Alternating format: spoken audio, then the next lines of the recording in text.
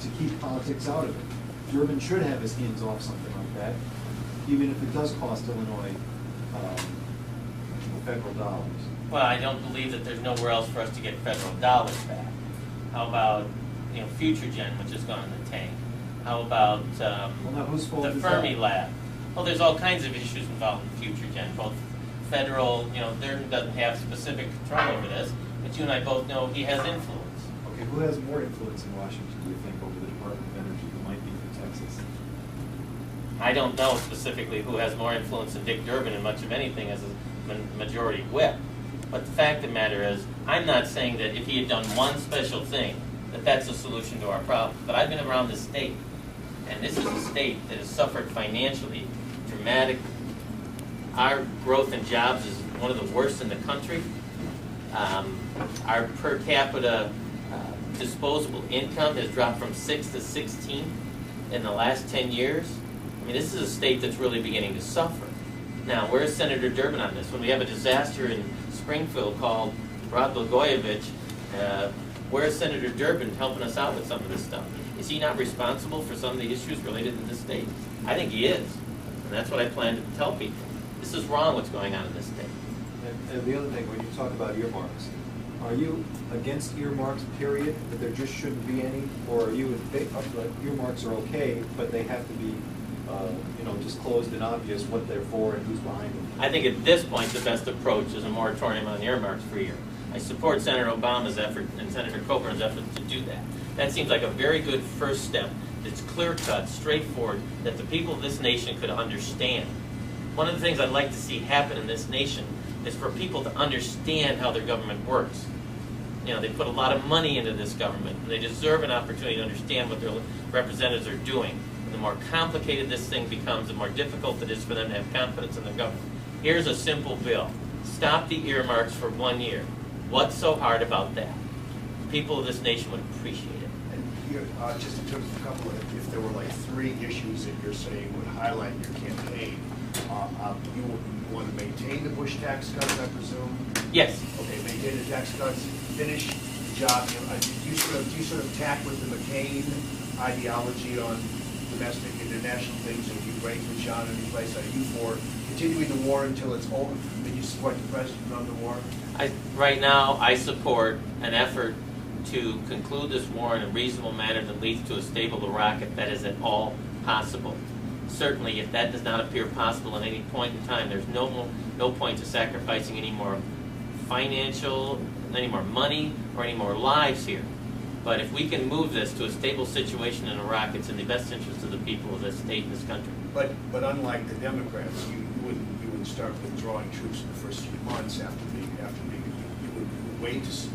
I would wait to see what the situation is on the ground. I would wait to see what the situation is politically, and I would take it from there. Let me ask you just one political question. You follow in the less than glorious footsteps of a party in Illinois that's not in the best shape. The Alan Keyes experience in the last Senate race. Your party doesn't have a single statewide office. You run the risk of losing several congressional seats. I'm wondering what your thoughts are as you embark against the #2 Democrat in the Senate, a household name for better or worse, doing this at a time when your party is in pretty rough shape in Illinois, and Mr. Bush is less than stellar in terms of national popularity. Well, I think we have a couple important points to think about as we approach this. Number one, there's something called right and wrong. What Senator Durbin does is wrong. He doesn't represent the people of this state. The most liberal senator in 2006 in the United States of America. That is not Illinois. So I'm giving the people of this state an opportunity to say there are 2 distinct approaches to government. I believe Senator Durbin's is wrong. I believe mine is right. And I think that's critical. And, so we will go forward from there, offer the people of the state an opportunity to see 2 different approaches to deal with governance. And I hope that they will find mine more acceptable. I understand very clearly that he has better name recognition, etc. But I still believe this is a moderate state full of reasonable people. Believe it or not, I don't live here for the weather. I live here for the people. And I believe that people are reasonable And then when they see the option offered to them of reasonable governance, I hope they choose it. And if Barack Obama tops the Democratic ticket, a favorite son from Illinois, do you basically just pack your bags, or you still give it the good fight? I think Barack Obama would probably endorse us, I would assume. You know, certainly we represent change. We represent some of the issues that Senator Obama likes. We believe in transparency in government. And we're hoping that he comes forth and understands the distinction between Senator Durbin and myself and says, you know, this Sauerberg is the right guy for this job. Even though Durbin's his best friend. Well, that is a concern. But nevertheless, I think the issues still are as I described them. When you talk about the era of wasteful spending in Washington, that particular era, when did that begin, 1790s? I don't know, I wasn't there. I do believe that it's existed for an extended period of time. And of course, you and I both know there will always be waste in government. But I do think that this has gotten to the point of the absurd, and that the people of this nation are really starting to struggle with that, and that we need to be a little more conscientious than we are. I mean, we have basically taken a government and hidden it from the people of our nation. They have no idea what goes on. They're disenfranchised to a level that I cannot understand. If we don't bring people back in the government somehow by providing them the opportunity to see what we are doing, and I think we're wrong.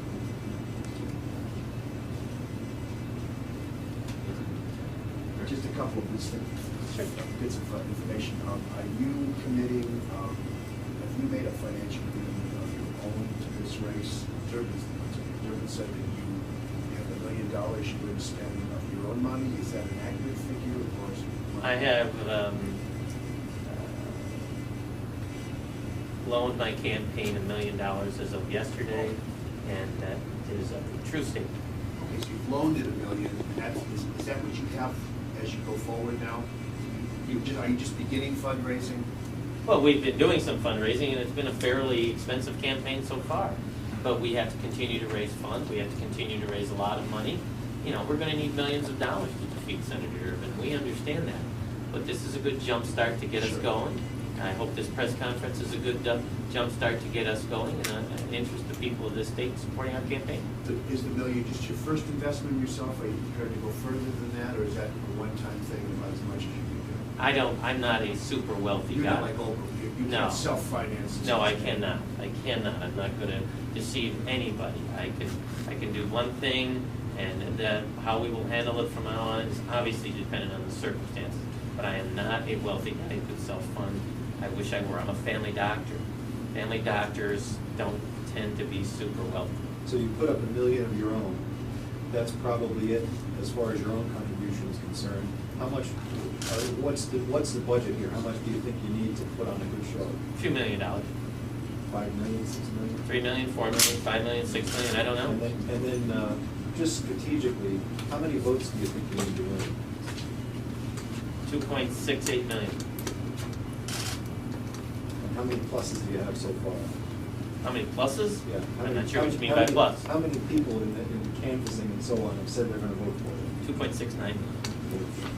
Wait, are we kidding here? Yes. Yeah, I was going to say. Thanks, guys.